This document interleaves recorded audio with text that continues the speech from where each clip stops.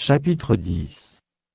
La reine de Séba apprit la renommée que possédait Salomon, à la gloire de l'Éternel, et elle vint pour l'éprouver par des énigmes.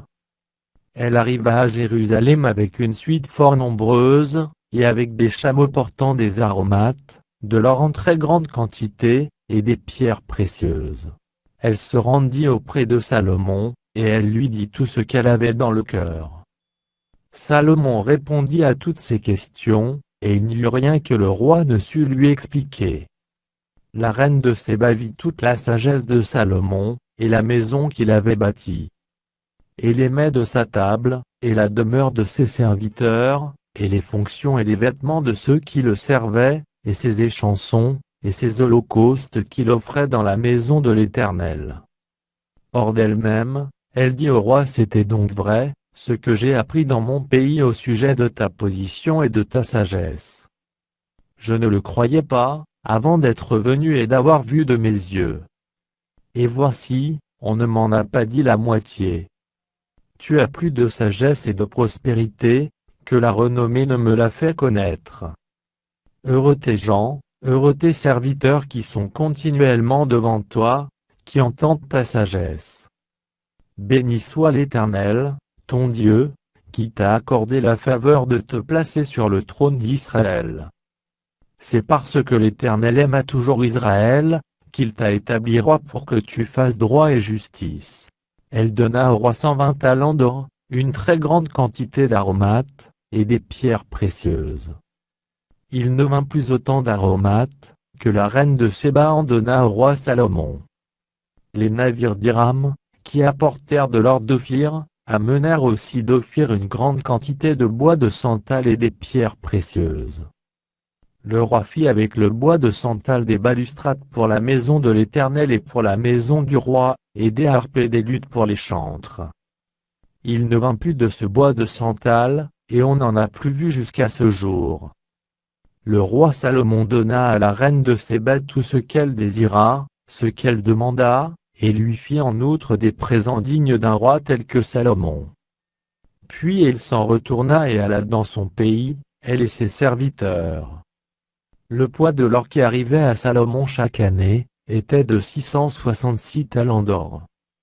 Outre ce qu'il retirait des négociants et du trafic des marchands, de tous les rois d'Arabie, et des gouverneurs du pays.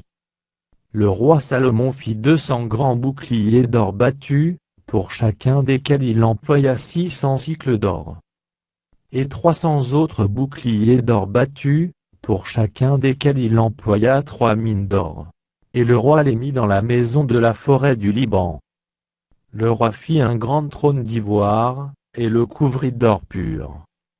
Ce trône avait 6 degrés, et la partie supérieure en était arrondie par derrière, il y avait des bras de chaque côté du siège, 2 lions étaient près des bras. Et 12 lions sur les 6 degrés de part et d'autre. Il ne s'est rien fait de pareil pour aucun royaume. Toutes les coupes du roi Salomon étaient d'or, et toute la vaisselle de la maison de la forêt du Liban était d'or pur. Rien n'était d'argent, on n'en faisait aucun cas du temps de Salomon. Car le roi avait en mer des navires de Tarsis avec ceux d'Hiram, et tous les 3 ans arrivaient les navires de Tarsis, apportant de l'or et de l'argent, de l'ivoire, des singes et des paons. Le roi Salomon fut plus grand que tous les rois de la terre par les richesses et par la sagesse. Tout le monde cherchait à voir Salomon, pour entendre la sagesse que Dieu avait mise dans son cœur. Et chacun apportait son présent, des objets d'argent et des objets d'or, des vêtements, des armes, des aromates, des chevaux et des mulets. Et il en était ainsi chaque année. Salomon rassembla des chars et de la cavalerie, il avait 1400 chars et 12 000 cavaliers, qu'il plaça dans les villes où il tenait ses chars, et à Jérusalem près du roi. Le roi rendit l'argent aussi commun à Jérusalem que les pierres, et les cèdres aussi nombreux que les sycomores qui croissent dans la plaine. C'était de l'Égypte que Salomon tirait ses chevaux, une caravane de marchands du roi, les allait chercher par troupes à un prix fixe. Un char montait et sortait d'Égypte pour 600 cycles d'argent, et un cheval pour 150 cycles. Ils en amenaient de même avec eux pour tous les rois des Étiens et pour les rois de Syrie.